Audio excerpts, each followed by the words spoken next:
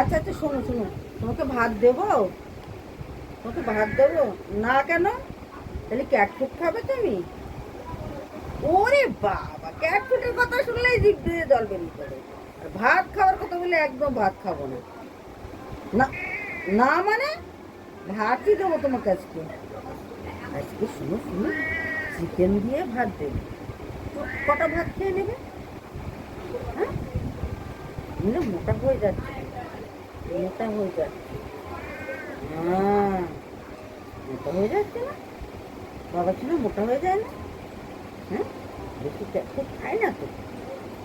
হ্যাঁ, দই দিয়ে ভাত খাবে। তোমাকে দই দিয়ে ভাত দেবো?